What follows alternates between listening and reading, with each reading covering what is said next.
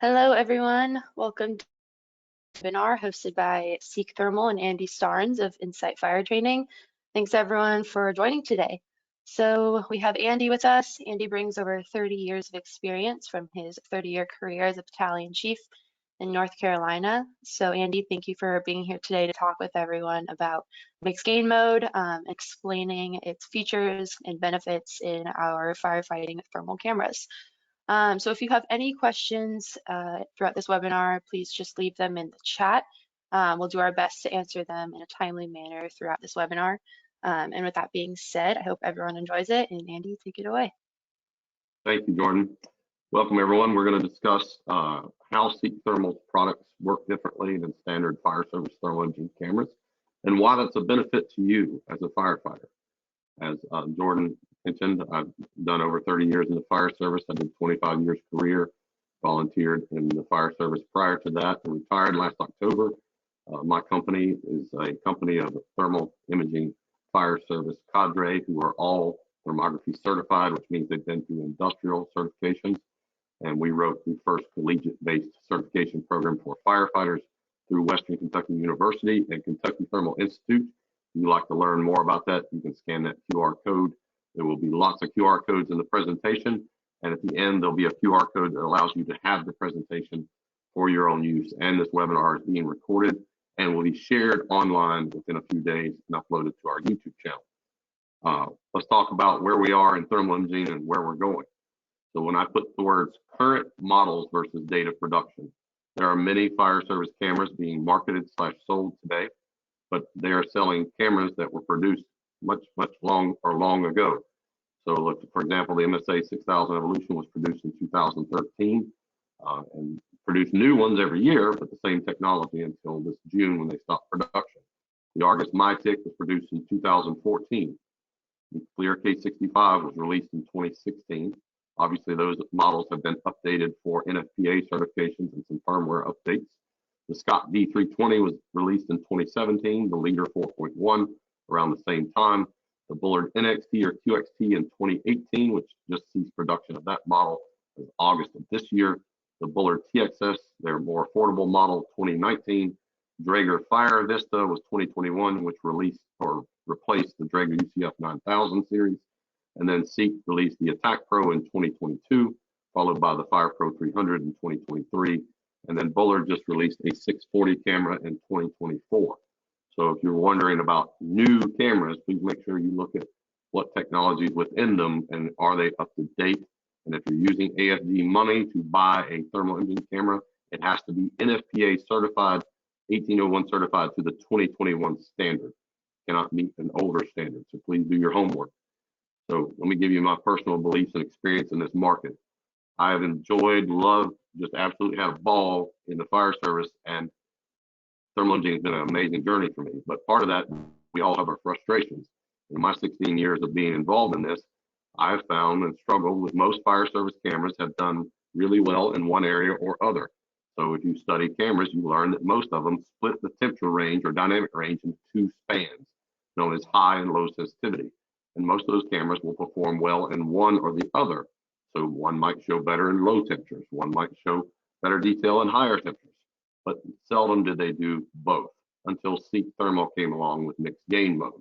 The difference is obviously in the details, but mixed gain mode makes it simpler, easier, and much safer for firefighters to interpret that data. And I want to give you some background on where this came from. In 2005, a group of innovative fire service leaders, research professionals, and manufacturers met to discuss what needs do firefighters have and first responders have for thermal imaging. Obviously, technology was much different in 2005, but they talked about what standards are needed, what type of training is needed, what should a camera cost. They recommended that a thermal imaging camera should be around $2,500. Think of that, 20 years ago. If you want to read this interesting report that's almost 20 years old, you can scan that QR code and read it. And one of the other profound statements they made in this report is that due to the market, thermal imaging market in 2005 being around $1 billion, that only 10 to 15% of that was being sold as fire service cameras. So that was a small market share, which limited the development of these devices. Think about that. There's not enough money in it for manufacturers to focus on it. So that market has now tripled, and obviously we're seeing improvements. And one of the other profound quotes they mention in this report, which you can see in Seek's products today, is there was a need for a low-cost, high-resolution, simple-to-operate thermal imaging camera. They point out in the research study that the stress of a fire event basically dictates that you need something that's simple. You don't need a complicated device. The buttons need to be operated by a gloved hand, as you can see how the team at Seek Thermal helped design that. They also need to have fully automated gain and focus settings. All fire service cameras autofocus and have automatic gain. Well, they have dual gain, tri gain, but don't have mixed gain. And these things should be easy to operate and simple and fast and durable. These are things they talked about before the development of NFPA 1801, which is the thermal imaging standard for developing cameras. So think of this, this information was out there, but we didn't actually see some of this fully come to fruition until 2022 when Seek produced these products. And these products are the FirePro 200, 300, which are your situational awareness models. And then you have the Attack Pro VRS, and the Attack Pro Plus, which is the NFPA certification model. If you want to know the difference without having to look it up, look at the top of each device. On the Attack Pro, there's a black label, an orange label, and then a yellow sticker. The black label is the Attack Pro, the orange label is the VRS, which is my personal favorite out of the three, and then the yellow label is the Attack Pro Plus. So what is mixed gain mode? Why is it different? Why should it matter to you? So basically what we're looking at is most fire service cameras are manual transmissions. They have to go from one gear to another, from high sensitivity to low sensitivity, and they have to have a certain amount of pixels heated up to a certain percentage that the manufacturer chooses based on programming before that occurs. Whereas mixed gain mode, each pixel switches independently between high and low sensitivity or high and low gain. This eliminates the lag between high and low sensitivity and also improves detail and clarity. So many cameras, when they switch, you lose detail and low sensitivity. And because each pixel is switching independently, they colorize pixel by pixel and not based on a percentage. So if one pixel picks up 302 degrees in fire mode or TI basic mode, it will colorize. Whereas all the other manufacturers have to have 2%, 3%, 5%, 18%, or 32% of the pixels to agree, in many cases, to switch to low sensitivity and engage colorization. And that's not standard across the board. There are some cameras that engage color at high sensitivity, but then they often switch, and then you have to figure out which mode you're in based on the triangle. And the triangle has always been the indicator that you are in low sensitivity, which is in the upper left-hand corner of every fire service camera since 2018. Now, why is that important? Because if you don't notice the triangle, you may not have noticed the camera has shifted gears into a higher temperature environment, which is called low sensitivity, which means higher temperatures, low sensitivity to detail, triangle points up, you should be down and doing something about it. That triangle is often hard to see, not noticed by firefighters, and it also, in some cameras, changes that dynamic range or that temperature span on the right-hand side. These things are not universal across all cameras. Seek switches independently, color bar always stays the same, no icons covering up valuable real estate, changes fast, and each pixel is switching independently at 25 hertz. If you watch this video of our fire attack demonstration, you can see how clear this image is.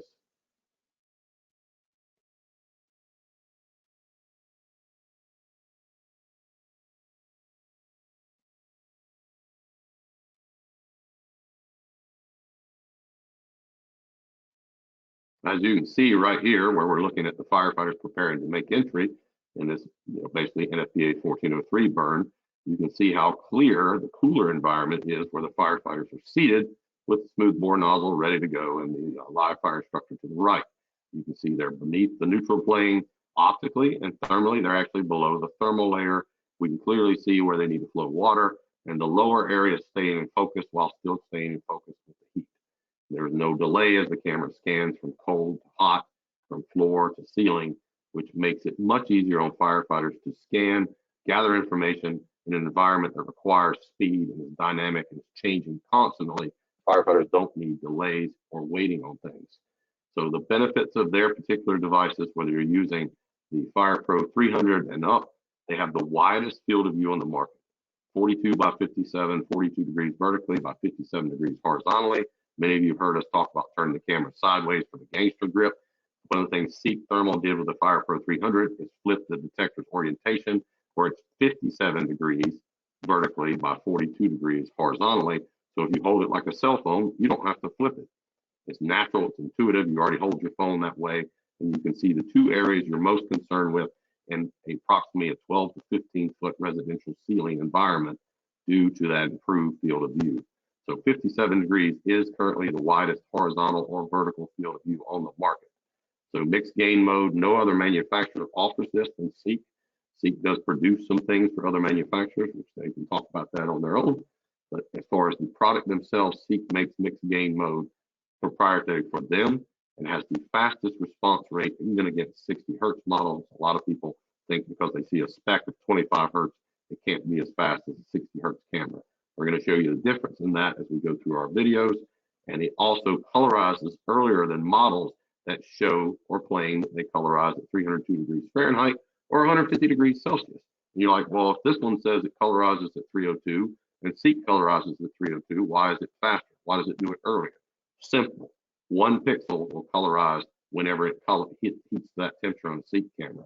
Any other camera, they have to have a board meeting and the percentages have to agree. And when they have enough heat and enough percentages based on the programming, then it changes, then you get color. You're having to wait until you pick up that much heat. This is just one pixel picks up that much energy and then it colorizes. And here's your simple cheat sheet to know why. Seek only takes one pixel or switches pixel by pixel, versus FLIR takes 2% of the pixels, which they're the next most sensitive, at 302 degrees after 1 second of pixel saturation. Bullard takes 3% of the pixels at 230 degrees Fahrenheit and lower temperature requirement. And Bullard is faster than FLIR. It switches in 0.3 of a second. If you're rating cameras in fastness and speed, Seek and Bullard are the fastest cameras on the market right now. Tempest or Leader and Argus and the other ones require 5% or more of the pixels to saturate at a certain temperature point before they switch. Argus, Draeger, and a lot of them don't publish the percentage and amount temperature range for when that occurs. MSA, the 6000 model, required 32% of the pixels to be at approximately 278 degrees, around 280 degrees, before the camera would switch to low sensitivity, requiring you to be right on top of the fire before you realize that the camera is now switched to 1000 degree range. So be aware that they're not all the same.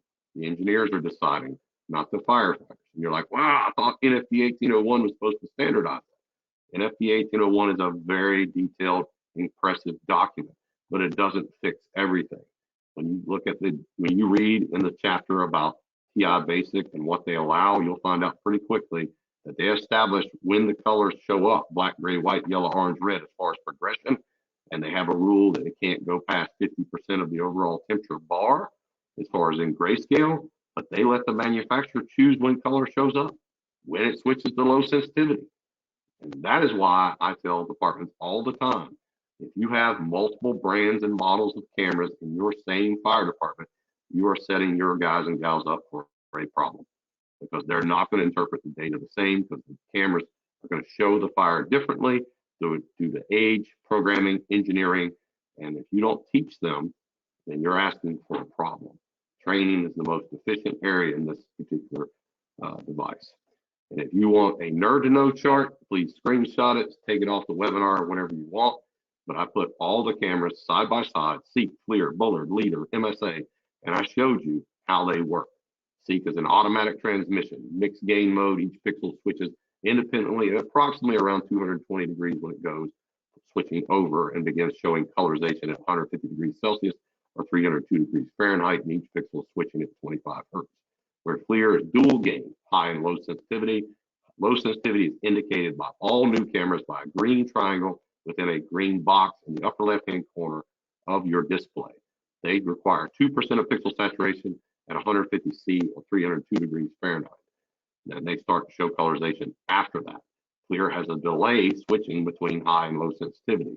Bullard is dual gain, high and low sensitivity, 3% of the pixels for 0.3 of a second. It switches at 230 degrees Fahrenheit, but then doesn't show colorization between 260 degrees Celsius or 500 degrees Fahrenheit in low sensitivity.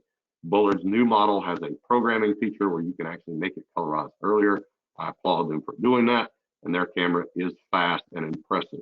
Leader, the tri-gain camera, it switches high, low, and extended low. You also see this feature offered in the Scott cameras, which are no longer in production. Argus has it, high, low, extended low. It takes the overall temperature range and splits it into 3 spans. Now, if you're using a leader or an Argus, you don't have to memorize color temperature correlations. You just have to watch that right-hand side. However, you don't know when that triangle flashes, indicating it went to that 3rd range, because the green triangle just flashes one time on that Argus camera to let you know, oh, now you're in a 750 to 2000 degree range. That's a bad day. MSA, dual gain, high and low sensitivity, requires 32% of the pixels. That's around 284 degrees Fahrenheit to switch to low sensitivity. And it has 2 different color temperature correlations that you have to memorize. 0 to 300, you start seeing color at 291 to 311 in high sensitivity. And then when you get into low sensitivity, you start showing colorization at 1047 to 1100, broken up into approximately 50 degree increments. Now, if you say that's a lot of information, try shoving that all into a firefighter's head when you got all of these on the fire ground at once, and tell me if that's not too much to memorize. Why not have it simple, easy, fast, one button, on, off, it works automatically, and they don't have to memorize all that stuff. They don't work in a lab. We are setting firefighters up for problems and failures by making these devices overly complicated. And in my opinion, that is why I think mixed gain mode is going to be the replacement for standard dual gain cameras in the future. Dual gain cameras firefighters must be aware of how they do this. If they don't, they won't have any idea what the camera is doing. A lot of firefighters get frustrated because the camera freezes, not knowing that the camera is freezing because it's switching to low sensitivity. The majority of them have a brief pause in some way, shape, or form. You can make all of them freeze if you swing it around like a lightsaber. Even a mixed gain mode camera, you swing it around from a freezing cold environment and shove it into an inferno, you can make it pause for a second. Firefighters are not nice to these devices. Engineers don't realize that, I don't think. And then you got to know when your device freezes or if it pauses and why. What does that green triangle mean in the upper left-hand corner? Some of them, the green triangle is so small and very difficult to see because firefighters often have poor eyesight up close, right? And high and low sensitivity are often counterintuitive to firefighters, and it slows the learning process. In 16 years, I figured out this one thing. The most difficult thing to teach firefighters is high and low sensitivity. When you say high sensitivity, they think high temperatures. It's these darn scientists that make everything the inverse. When they say high, they mean high sensitivity to detail and low temperatures. When they say low sensitivity, they mean high temperatures and low detail. Now, in your mind, at 170 beats per minute, with fire all around you and people screaming and people saying there's kids in the room, are you going to memorize it? So I simply follow the Joe DeVito model. If you see the triangles show up, your camera switches to low sensitivity, and all the other models, you should be low and doing something about it. He always says when your camera switches modes, so should your tactics. In my opinion, if the triangle points up, your butt should be down and you should be doing something about it. I don't have to worry about that with a mixed gain mode, and it also makes my world so much easier from an instructional methodology. And if you're a training officer, it's a training officer's dream. No more complicated terminology. If you want to see an understanding temperature modes video, there's a 10-minute video that we did in Dallas Fire Department in Dallas, Texas, that you can watch right here on our YouTube channel. And it talks about how that occurs in dual gain cameras. So please make sure you check out that channel. It's free. There's 400 of our videos, lots of other videos from other people, and they're all organized for your use. They're there for fire departments to use. And why is low sensitivity counterintuitive? I show this slide in every presentation. We took a baby doll and laid it on a bench of a flashover container right before the upper level where the fuel load is put. Every firefighter looks at this and realizes, oh, it's not that hot. It says it's 91 degrees. Well, that's the spot temperature issue that we face. Firefighters still using that number on the right-hand side, not realizing the Bullard camera is showing the green triangle in the upper left-hand corner, which means a minimum of 3% of these pixels are at 230 degrees Fahrenheit or greater. Now, what's 230 degrees Fahrenheit apparent temperature, which is an estimate, doing to a baby's skin? 162 degrees skin is destroyed. You see why this confused firefighters? Not going to show color at 500 degrees, which is based on an NFPA standard, that your gear shall not melt, ignite, drip, or separate up to 500 degrees after 5 minutes of cumulative heat saturation.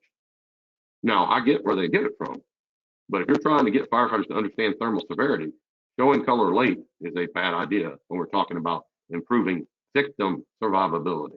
improving decision making. All the manufacturers need to get together and agree on one color temperature correlation across the board. I think it would be easier to solve world peace, but I think that's what we need to do. And if you want to learn how all this works, look at this slide right here, understanding temperature modes. These are all the cameras on the market currently work this way as far as fire service cameras. They're either single gain, which is typically special application modes. Usually you will see a plus sign show up in the lower left-hand corner. That means you are an NFTI Basic Plus, something the manufacturer offers. Or there's dual gain cameras from 2012 to 2024. They will have a green triangle in the upper left-hand corner when it switches to low sensitivity. If it is older than that camera, you may see these other symbols such as a blue L and the MSA 5000 series camera, which are 5000, 5200, 5600, and 5800 models. If you see it older than that and Bullards and other models, you may see an EI, which stands for electronic integration. Scott Eagle Attack had one I love the best that just said hot. I'm like, okay, I get that. And then you had tri-gain cameras, which were splitting the dynamic range into 3 spans. That's like having, instead of a dilated and constricted pupil, you got a dilated, a constricted, and a drunk pupil, one in the middle. So it's high, medium, low, high, low, extended low, Scott X380, Leader, and Argus, and a couple of Chinese cameras that are not currently available in America use tri-gain temperature modes. Seek is the only one that uses that mixed gain mode and develops sensors for other companies as well, but make sure you understand this methodology, how your camera sees the overall heat. And let's talk about the 25 hertz versus 60 hertz. I probably get at least 10 questions a week. Well, my salesman said that this camera is 25 hertz and it can't compete with 60 hertz. We tell people all day long, put the cameras in a fire and test them on our lesson plan. The Seek camera's on the left and a 60 hertz camera's on the right. You tell me which one's faster. Seek goes up, shows color. The other camera goes up, pauses, shows white, then shows color. Watch it again. It's pretty self-explanatory. A lot of cameras will have a brief delay when we go from a cold environment to a hot environment. The camera has to adjust. Seek does that almost instantaneously because of mixed gain mode. And if you look at this next example, this is a 60 hertz camera on the top and a 25 hertz camera on the bottom, which is a Seek Attack Pro walking around a defensive fire. And you watch the top screen. Both cameras are impressive as far as their detail, but watch the top screen how many times that camera freezes, shifting from high to low sensitivity. It's 1 minute and 12 seconds long. Your first freeze occurred as the triangle went away. In all fairness, the Seek flashes one time in freezing. That one freezes again on the top. That was hard to catch the top and bottom. Freezes again, going to high sensitivity. That's 3, 4. As it shifts. Both have really impressive pictures. Not against the clarity. There's a brief pause by the Seek. About a half second right there. And then there's a white grainy effect of that camera where we didn't leave it long enough in the upper one to see that. There's another pause, that's 5. You had 5 1-second delays where you had a total of half a second to 1 second in the Seek camera switching, looking around. So when you ask which one's faster, see for yourself. And then when I said each camera shows color differently, despite they say this camera colorizes at 302F or 150C, well, so does Seek. We'll look at Seek looking down a stairwell next to a very good camera looking down a stairwell.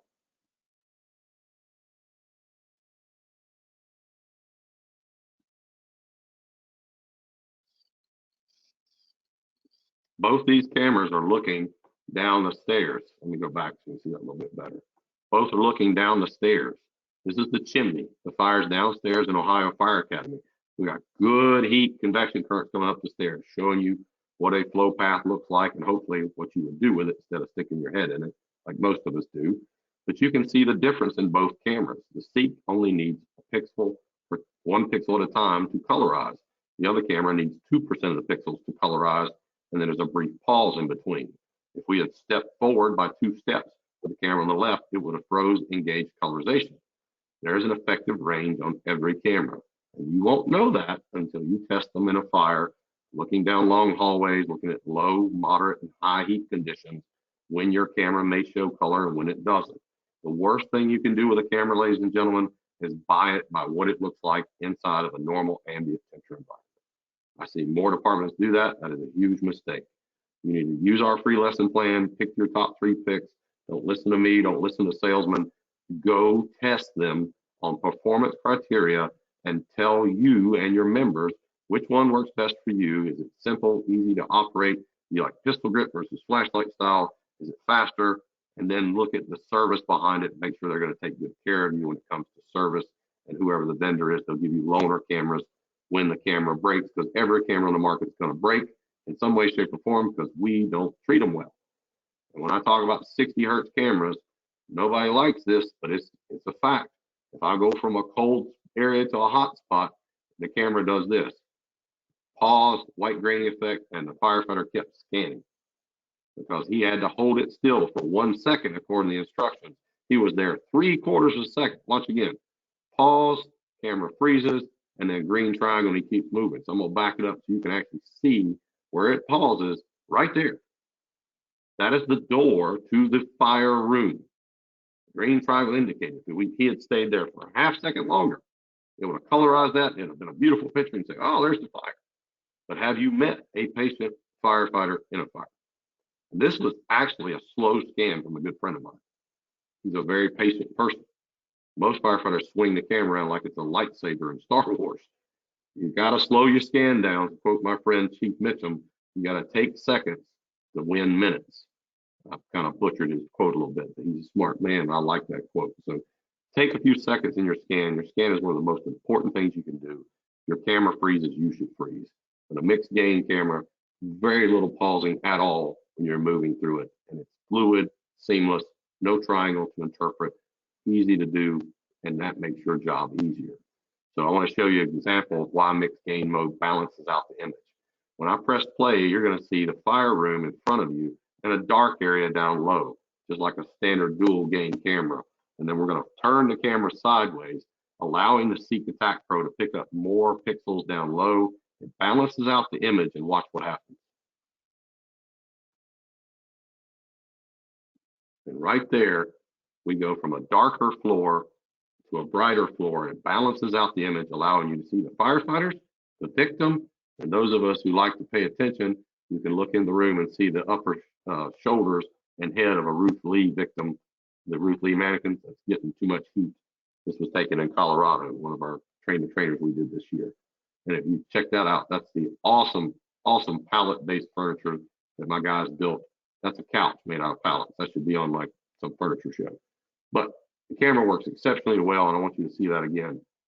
We go from a darker, lower area in a standard pistol grip orientation. We rotate the camera sideways, and it balances out the image. These are simple tests and tricks and behaviors that we do in our training to show firefighters how to use their cameras to get the most out of them. In this case, I just showed them a quick way to make that Seek camera show them more. Because we're standing up, we're looking at the heat when we should be down, and we should scan from the floor to ceiling. And if I'm in a pistol grip camera, I can turn it sideways, down on one knee, and pick up the floor to the ceiling in one view. No more six-sided scan and swinging the camera around. I do 180 degrees. And if I need to see more of the floor or ceiling, I rotate that grip like a motorcycle throttle, up or down, to pick that up. I don't swing the camera around, causing the camera to be confused on where I'm pointing it based on the varying temperatures in the room. This is why this camera is a game changer, because it's simple, it's easy, it's fast, and it makes your world easier, especially when it comes to finding victims, fire, the way out, or fellow firefighters. So here's your standard disadvantage of standard gain change. Picks that rely on high and low sensitivity or tri-gain, they basically require a certain percentage of pixels to be at a certain temperature, which is not the same or standardized across the board. So that means each one is going to colorize differently, switch differently. This often delays thermal threat identification. I will say the Bullard QXT Pro has no delay. It's very impressive. So your fastest cameras are the Seek and the Bullard right now. And the Seek Thermal produces products colorize each pixel rather than requiring the entire field of view to be a certain percentage to show color. Why should you care? Because you don't have to wait. And I hear firefighters all the time. Well, I didn't see any color on the camera, so I didn't open the nozzle. The absence of color is not the absence of heat. If you don't understand when your camera shows color and what grayscale convection currents mean, you're in trouble. Because I can show you where firefighters have been burned where there's been no color whatsoever.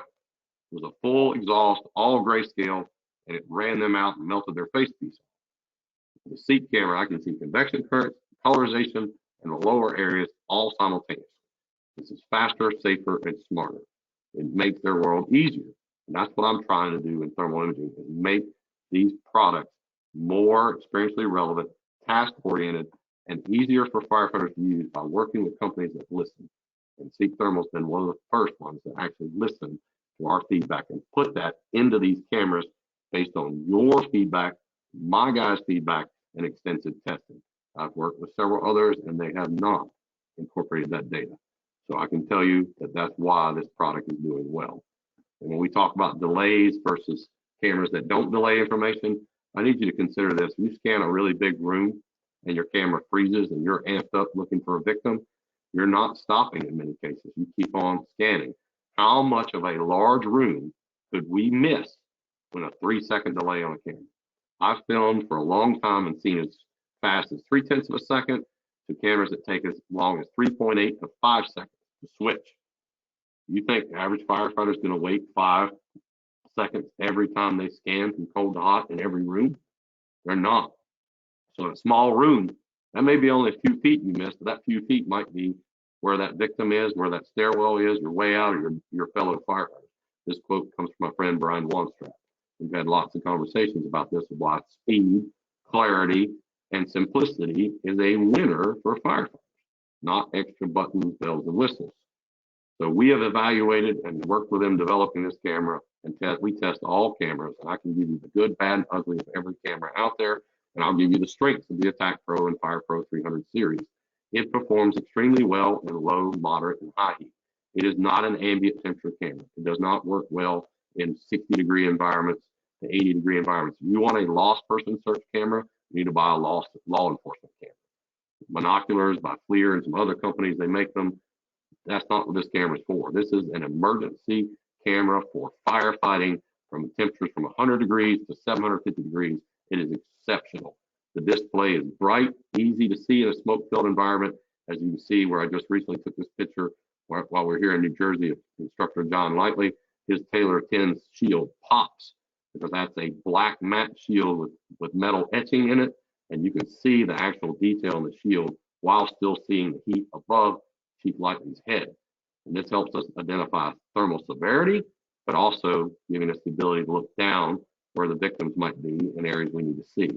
So from 100 to 700 degrees, it works extremely well. When it gets above 850, the red tends to block out detail, unlike 1 or 2 other cameras. And this is where this camera wins on almost every evaluation, is that when I'm scanning, I can see.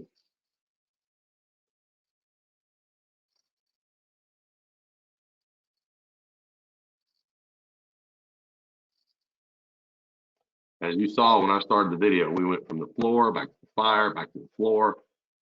Everybody's like, well, I thought it was 25 hertz refresh rate. It is, pixel by pixel, which is faster than 3%, 2%, 5%, and then adding software in between that causes the camera to freeze.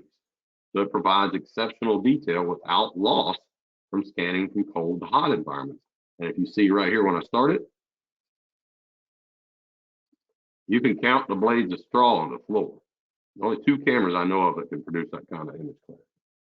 So I'm just telling you that the market is a lot more narrow than it used to be, because certain ones are keeping up. So when we talk about mixed gain mode and why it colorizes early, they have a color reference bar on the right, but we're talking pixel by pixel, it's switching. And it allows firefighters to see color earlier, which gets their attention. If you look at our reference slide here on the next one, we have them broke down for you. 0 to 301 degrees is grayscale. Keep in mind, these are apparent temperatures. These are not exact temperatures. In our last webinar, we talked about 1 candle flame is between 1600 and 1800 degrees Fahrenheit. So we obviously know a room full of flames is hotter than 1022. That is what the camera is programmed to read.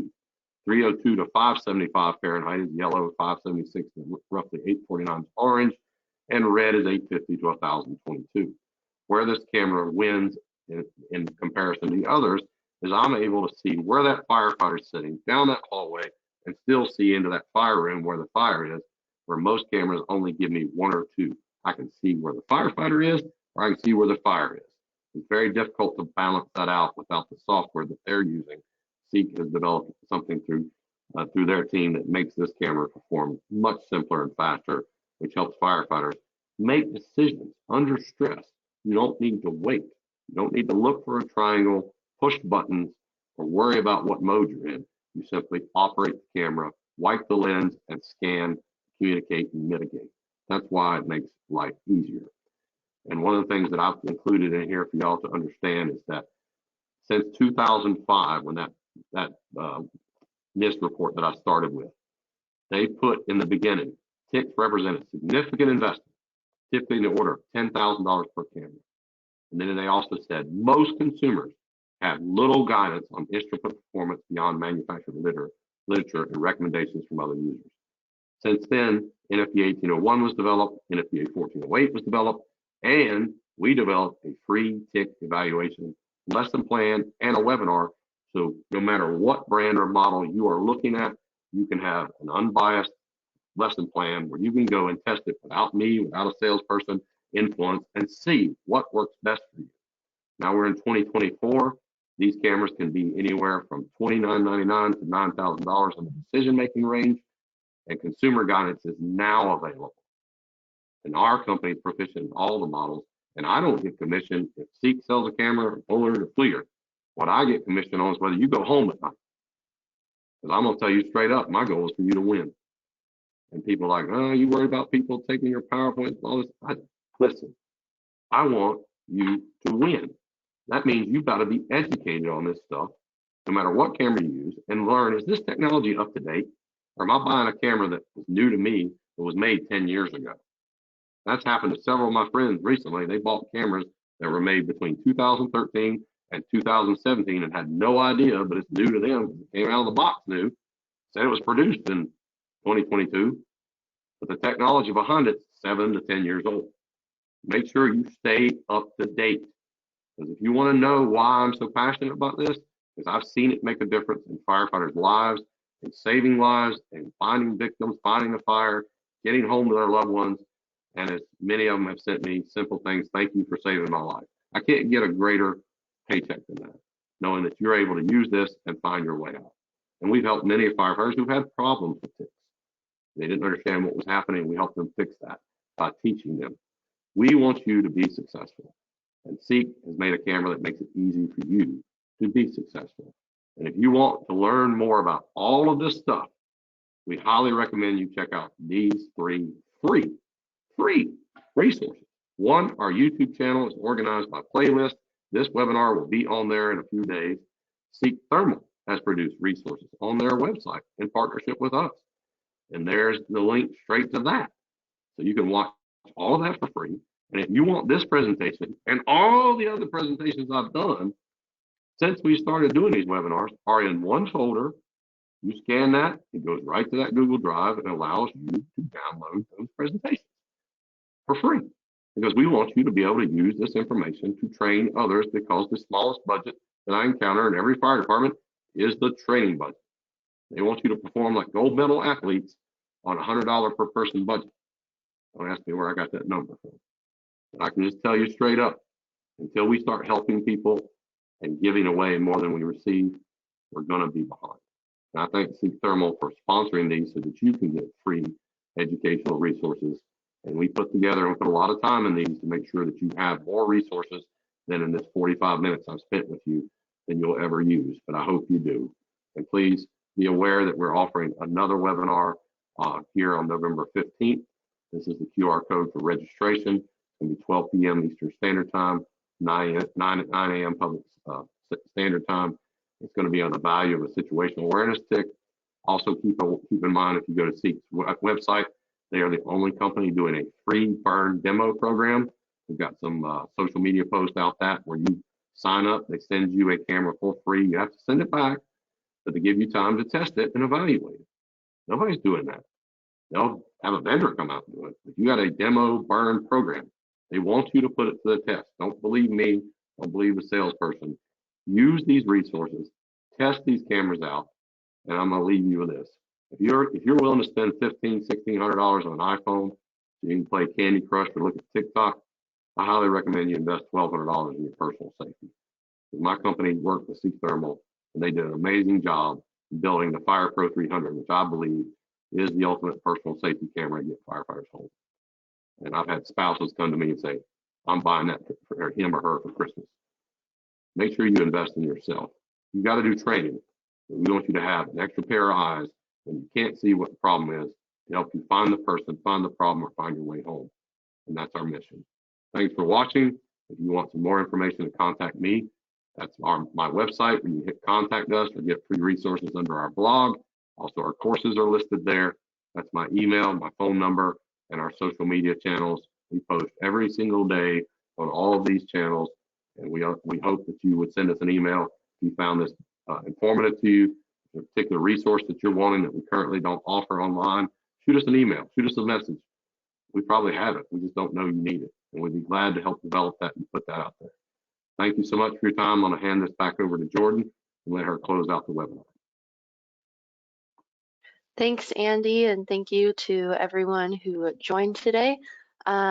Looks like we don't have any questions in the chat right now, but if you guys have any further questions, please don't hesitate to reach out to us directly, whether that be Seek Thermal or Andy through social, email, and we'd be happy to answer any of the questions that you guys might have. Also just wanting to echo Andy, for the fire training resources, feel free to check out Seek Thermal's YouTube page or Insight Fire Training Seek Thermal resource page on their blog. You can find their website and our YouTube channel. And like he said, please sign up for our Burn program where you can experience these cameras in action for free, test them, try them, burn with them, and just make that decision for yourself. So thanks, Andy, and everyone who joined today's webinar, and I hope you have a great rest of your day. Thank you. Take care. You too.